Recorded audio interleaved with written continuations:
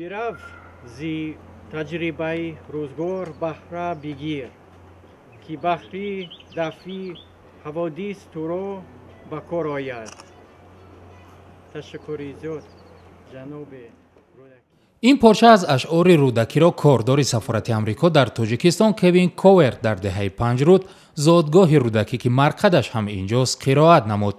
کوین کوورت همراه اویلش و دیگر کارمندان سفارت آمریکا در دایره یک سفر سیاحت به پنجکент آمدند.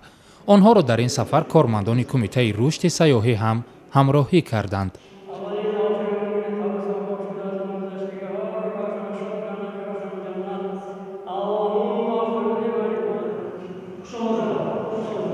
در آرامگاه سردفتر ادبیات کلاسیکی تاجیک فاتحه خواندند، به اشعارش شناس شدند و از حیات و روزگارش قصه ها شنیدند.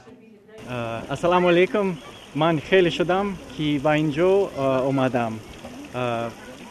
من معقول است. در اینجا خیلی خوب، خیلی زیبا. تشکر زیاد. Thank you. کارمندان سفارت آمریکا و مقامات تاجیک با گروه از خبرنگاران سفر را در 7 کل ادامه دادند. از همه کلها دیدن کردند و خصوصیتشان را فهمیدند. وابسته به وقت روز و فصل سال عوض شدن رنگ آب کل میچگان برایشان جالب بود و نمیدانستند که این آب از کجا می آید.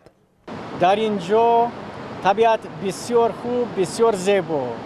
شما هم با اینجا بیایید.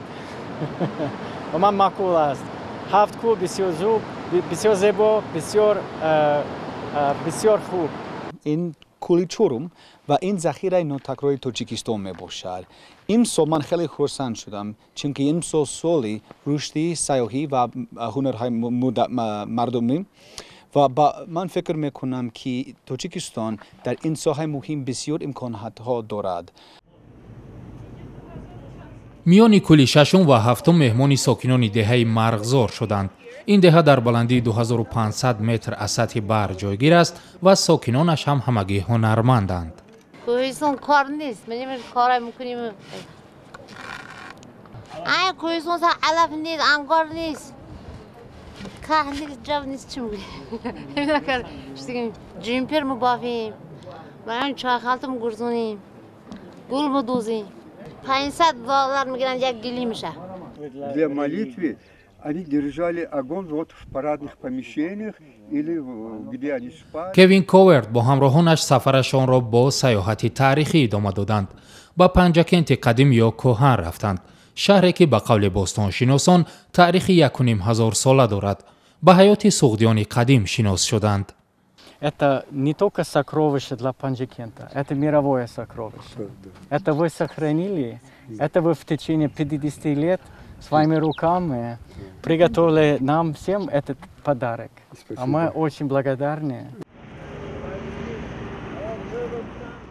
تماشای مجسمه تازه بنیاد لایق شیرالی در مرکز شهر پنجکent از دیگر بخشی سفرشان بود. این مجسمه در نزد مرکز جوانان شهر بنیاد شده است.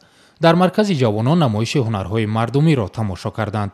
برای خود ارمغان خریدند. وقتی شما کوههای تاجیکستان را از نزدیک می‌بینید و به زیبایی بزرگ و پرحشمت کوههای خاکستر رنگ نظر می‌کنید، می‌بینید که در بری آن زن با کرته سرخ یا دختر با پیراهن روشن راه می‌رود. شما آنگاه می‌فهمید که این رنگ‌ها برای چی لازمند. شما به این رنگ‌ها عاشق می‌شوید و بعداً بدون آنها زندگی کردن نمی‌توانید.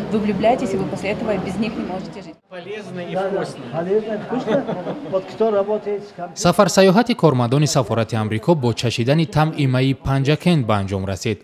می را نوشیدند و چگونه آماده شدنش را از قصیده مادر می رودکی فهمیدند. Comrades, whenever you meet together here, recall to mind the friend you once held dear.